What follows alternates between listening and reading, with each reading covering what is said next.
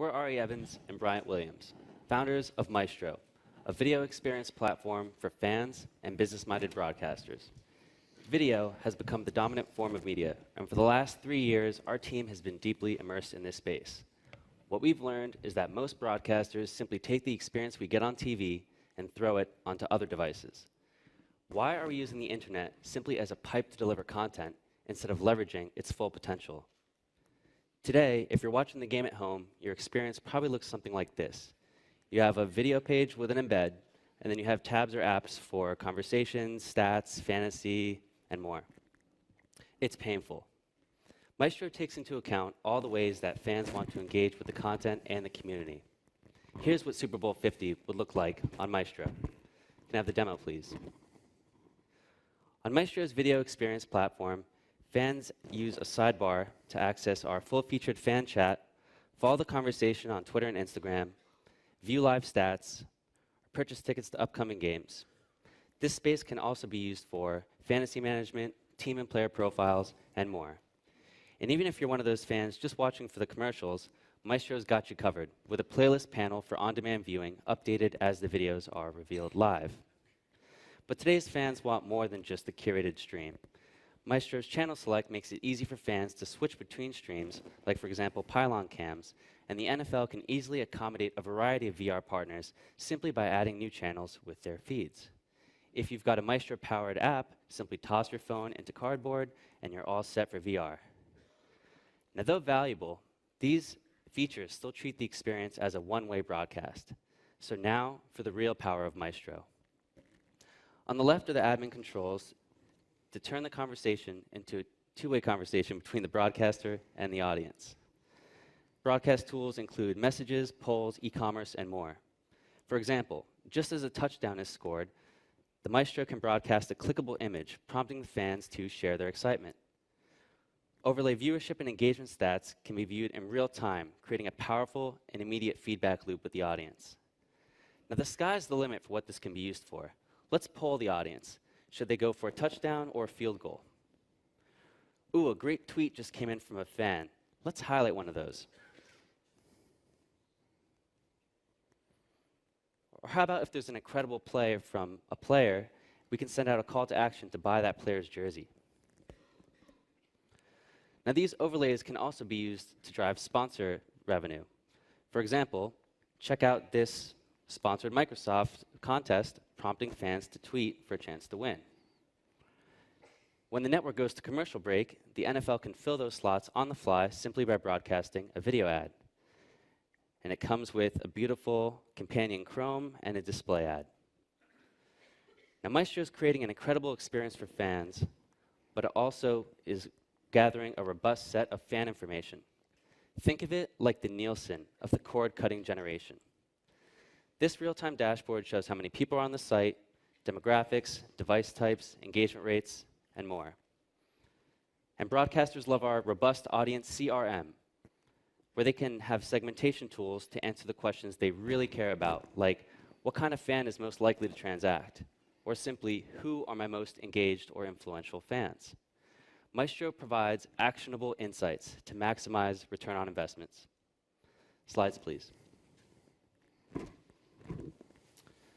Customers get all of this for a monthly SaaS fee and a cut of revenue of advertising, subscriptions, and e-commerce. Maestro can be deployed on any website and accessed through our mobile apps. And if you have our iOS app, you can even use your phone as a remote for your Apple TV. Maestro is built to scale, drawing from our deep product and engineering backgrounds at Hulu and Zynga, where we develop platforms used by millions every day. We've already acquired paying customers in esports, music, fashion, and award shows, and now we're turning our attention to one of the biggest opportunities out there, sports. It's a perfect fit and one of the most watched categories of video in the world. So that's Maestro, going beyond the broadcast, creating engaging video experiences for fans and business-minded broadcasters. To see it in action, tune into the Grammys next week at live.grammy.com for a first-hand experience. Thank you. All right. Great presentation. Judges. So how will you create awareness of your product so people will use it? Well, the easiest way for us to get awareness is, if the NFL were to use this, all of their customers would be coming to their destination. Oh, yeah, I forgot about that, yeah. At the moment, we do count a little bit on our customers to drive their audiences, but in the future, we're going to be launching a consumer-facing destination as a network for all the channels that we're launching. What's your current revenue model with the 15 or so clients that you showed? So we charge a monthly SaaS fee, and it's roughly based on the amount of traffic and the level of support that we're providing. And we also ask for a cut of revenue from advertising, subscriptions, and e-commerce. The consumer pays the SaaS fee? Our customer. So Yeah. we're selling into the broadcaster. Okay. It's an enabling technology for them to have their own direct-to-consumer channel.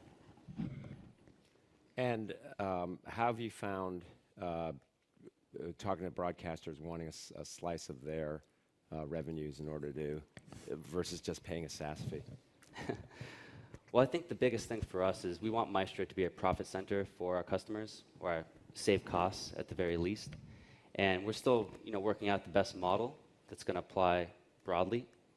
But so far, we've been talking with the 49ers, working through how we're going to do this, and there seems to be interest to share in the profits. I think it's a great idea to have the full power of the internet and to give the controls of the analytics back to the broadcaster. That's a big idea. How do you manage the personalized experience that you're trying to give versus the community experience of viewing? And in particular, I love that you showed virtual reality. That right now is pretty much a personalized experience, so you don't want to dominate the entire screen if you've got people in the room. How do you balance that?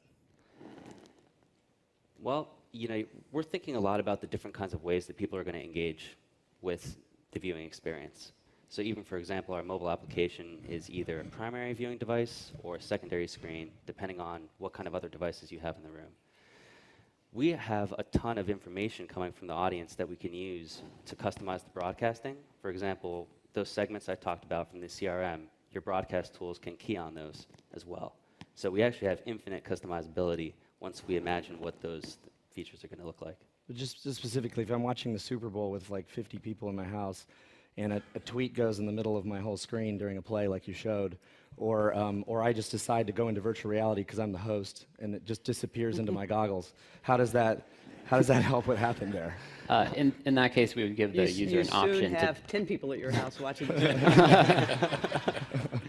and and they're all immediate family members. The users would be able to disable the overlays locally if they were going into a different experience like that, giving them more control over their experience. So what complications have you had in ingesting all this data? Because I'm sure it doesn't always look as elegant as it did here.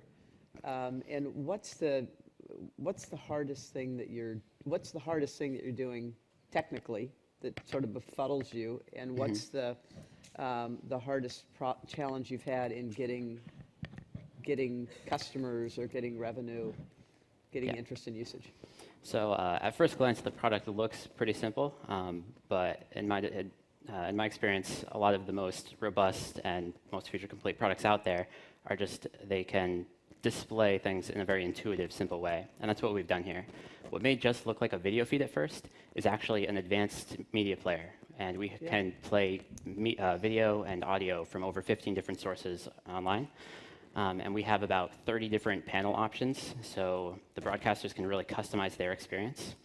The most technically challenging part is all of the real-time stuff that we do. So we have our own real-time messaging technology and a real-time applications framework. So really, we're doing polls and chat and overlays, and with all of these different ways that you're doing communication, it's not just simply sending a message from A to B. There's a lot that happens in the middle to make sure things are secure and scalable and reliable.